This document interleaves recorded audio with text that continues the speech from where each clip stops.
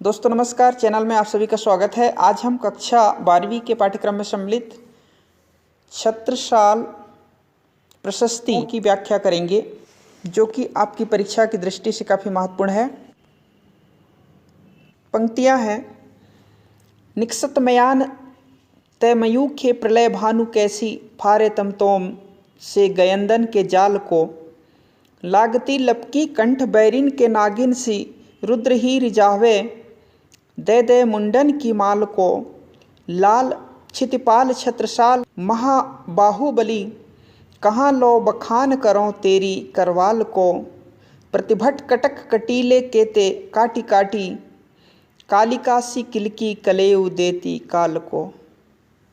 इस प्रकार से पंक्तियां हैं। संदर्भ इसमें होगा। प्रस्तुत पंक्तियां शौर्य गाथा के अंतर्गत छत्रसाल प्रशस्ति नामक शीर्षक से अवतरित हैं और इनके रचयिता वीरस के कवि भूषण हैं। प्रसंग में यहाँ पर कवि ने महाराज छत्रसाल की तलवार की शक्ति का वर्णन किया है। इस तरह से आप लिख सकते हैं। व्याख्या देखिए, निक्सतमयान ते मयू के प्रलय भानु कैसी। देखिए, महाराज छत्रसाल जब युद्ध करने लगते हैं तब उनके मयान से निकलती हुई, निक्सत मयान, तब उनके मयान से निकलती हुई तलवार की चमक किस प्रकार लगती है। मयूखे प्रलय भानु अर्थात प्रलयकालीन सूर्यसी महाज्वाला के समान लगती है।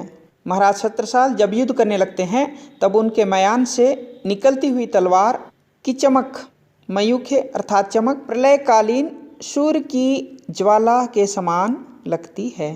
फारे तमतोम से गयंदन के जाल को, और यह चमकती हुई तलवार अपने शत्रुओं के समूह रूपी घने, तमतोम अर्थात घने अंधकार को चीर कर रख देने वाली लगती है। लागती लपकी कंठ बैरिन के नागिन सी रुद्र ही रिझावे दे दे मुंडन की माल को, और उसकी लपट बैरिन, बैरिन अर्थात शत्रुओं के कंठों में नागिन के समान लपट जाने वाली लगती है। क्या लगती है? नागिन के समान लपट जाने वाली दिखाई देती है। रुद्र ही रिझावे दे दे मुंडन की माल को। इस प्रकार से अपने शत्रुओं के मुंडन की माल अर्थात मुंडों की माला, अपने शत्रु के मुंडों की मालाओं को रखती हुई रुद्र अर्थात भगवान शंकर के गले में पड़ी हुई मुंडों की मालाओं को रिझाती है। रुद्र ही रिझावे दे दे मुंडन की माल को, मतलब भगवान शंकर के गले में पड़ी हुई मुंडों की मालाओं को रिझाती है। लाल छितिपाल छत्रसाल महाबाहुबली कहाँ लो बखान करो तेरी करवाल को। यहाँ पर कवि कहते हैं कि महाराजाधिराज छत्रसाल महाबलवान है, कहाँ लो बखान करो तेरी करवाल की, और इनकी वीरता, करवाल अर्थात वीरता, और इनकी वीरता की प्रशंसा कहाँ तक की जाए, क्योंकि वे महाबलशाली हैं, महाबलवान हैं, तो इनकी वीरता का बखान कहाँ तक किया जाए। प्रतिभट कटक कटीले केते केते काटी कालिका सी किलकी कलेऊ देती काल को। प्रतिभट अर्थात बहादुर, कटक यानी सेना। यहाँ पर कवि कह रहे हैं कि ये तो अपने शत्रुओं की सेना को काट काट कर काली के समान, काली के समान किलकारी देते हुए, किलकी कलेऊ देती काल को, किलकारी देते हुए काल को भेंट चढ़ाते हैं। एक बार देखिए, निक्सत मयान ते मयू के प्रलय भानु कैसी। महाराज छत्रसाल जब युद्ध करने लगते हैं तब उनके मयान से निकलती हुई तलवार की चमक प्रलयकालीन सूर्य सी ज्वाला के समान लगती है। फारे तमतोम से गयंदन के जाल को, और यह चमकती हुई तलवार अपने शत्रुओं के समूह रूपी घने अंधकार को चीर कर रख देने वाली लगती है। लागती लपकी कंठ बैरिन के नागिन सी, और उसकी लपट उनके शत्रुओं के कंठों में नागिन के समान लपट जाने वाली दिखाई देती है। रुद्र ही रिझावे दे दे मुंडन की माल को, और इस प्रकार अपने शत्रु के मुंडों की मालाओं को रखती हुई भगवान शंकर के गले में पड़ी हुई मुंडों की मालाओं को रिझाती है। लाल क्षितिपाल छत्रसाल महाबाहुबली और महाराजाधिराज छत्रसाल महाबलवान हैं। कहाँ लो बखान करो तेरी करवाल की, और इनकी वीरता की प्रशंसा कहाँ तक की जाए।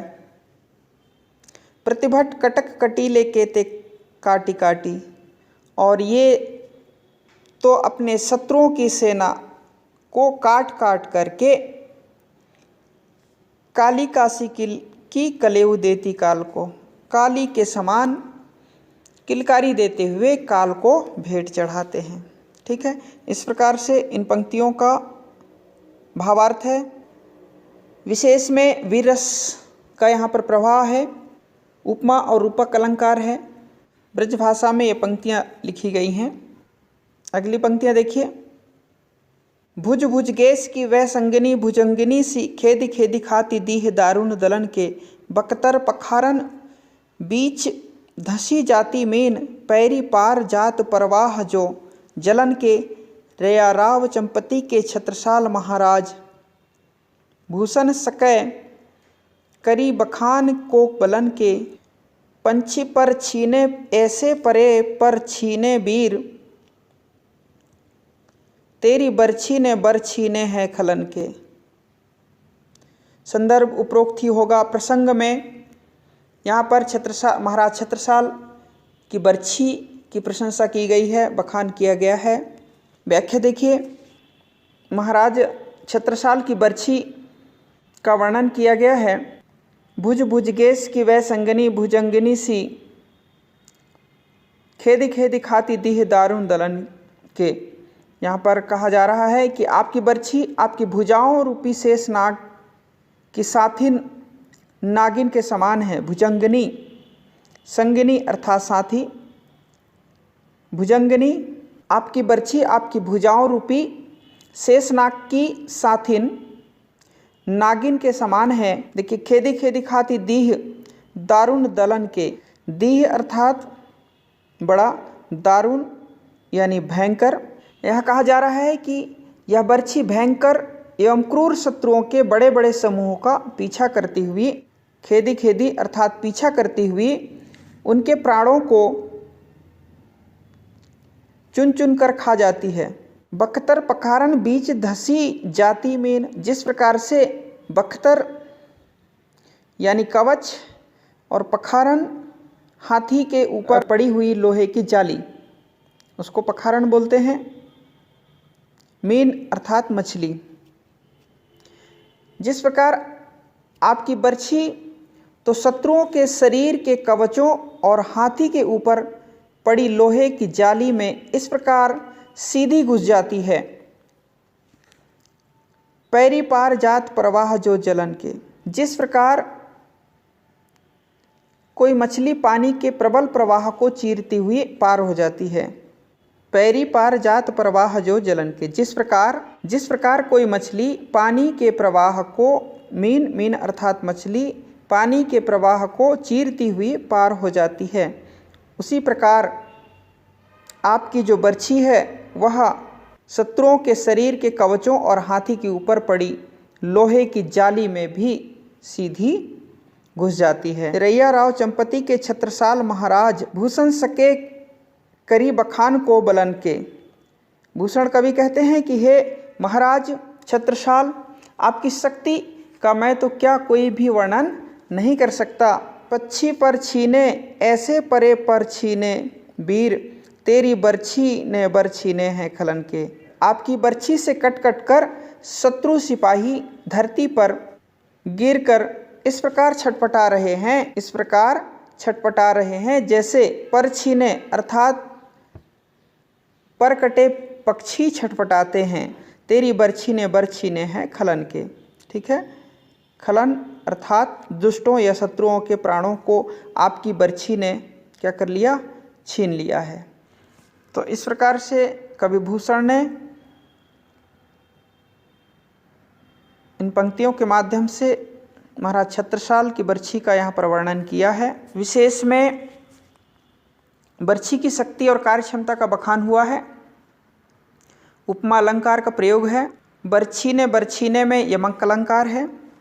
इस प्रकार से पंक्तियां हैं। इन पंक्तियों का हमने व्याख्या करने का प्रयास किया। आप सभी का बहुत बहुत धन्यवाद।